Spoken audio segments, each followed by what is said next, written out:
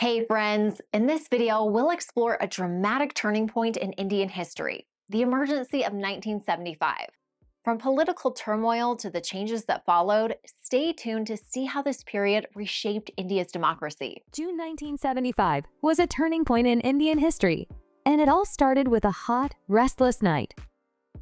Indira Gandhi, once celebrated for her leadership during the 1971 war that led to Bangladesh's independence, found herself in deep trouble. The economic situation in India was deteriorating rapidly due to a combination of factors.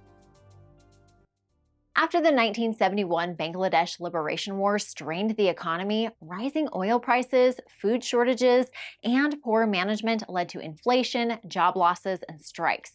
In 1974, a massive railway strike led by George Fernandez showcased widespread discontent with rising prices and poor conditions.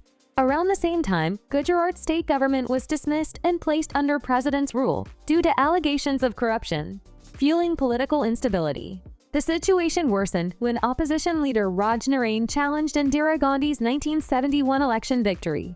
Amidst this chaos, Morarji Desai emerged as a key opposition leader, contributing significantly to the political shift that led to the emergency's imposition and the eventual restoration of democracy.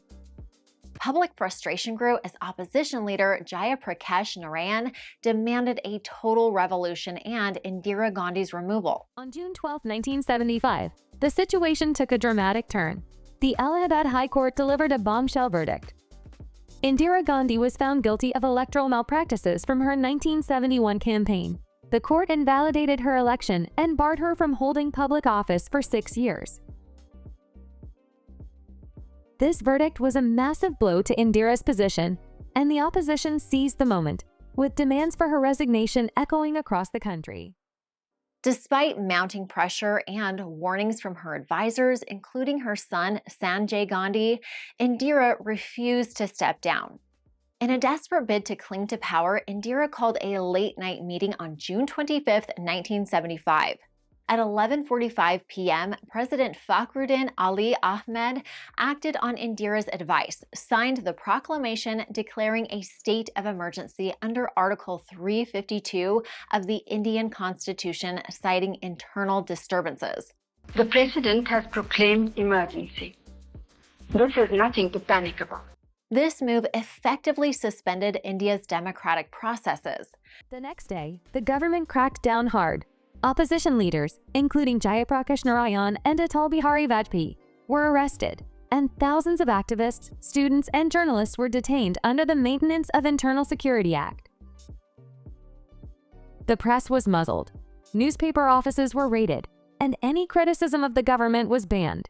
Media outlets were forced to publish only government-approved content, and dissent became dangerous. During the emergency, Sanjay Gandhi, though holding no official position, emerged as a significant and controversial figure.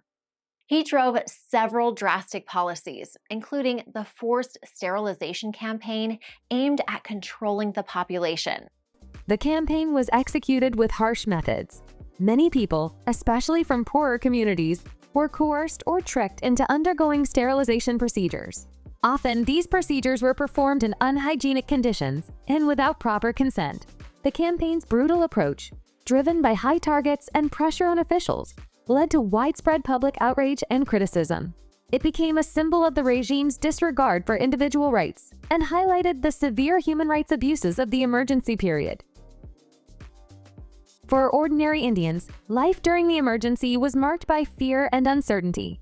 Civil liberties were suspended, and people could be arrested without trial. The press, now under strict government control, could no longer be trusted to provide accurate information. As the emergency dragged on, the initial promise of order began to unravel. Internationally, India's reputation as a democracy suffered, and even within the Congress Party, there was growing discontent. By January 1977, facing mounting pressure, Indira announced elections, misjudging the public mood.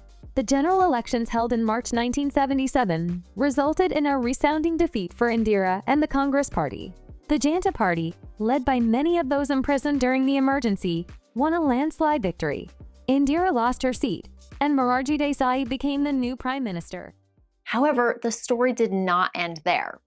In a surprising political comeback, Indira Gandhi returned to power in 1980, riding a wave of public support and dissatisfaction with the Janata Party government.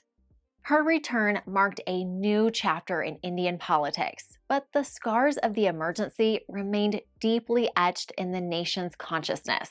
So, Morarji Desai's government, which took office in 1977 after the emergency, soon ran into trouble. The Janata Party, a mix of different political groups, struggled to work together and faced economic difficulties.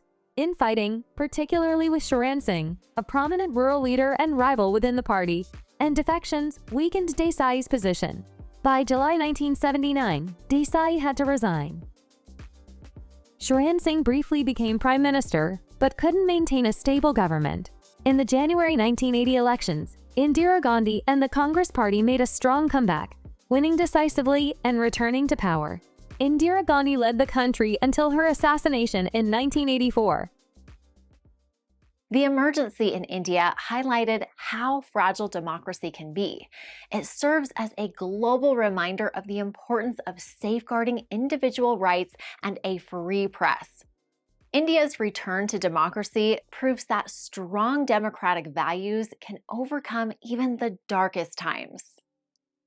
Found his video helpful? If so, give us a thumbs up. Subscribe to Not Just Rich for more great content and hit the bell icon for updates.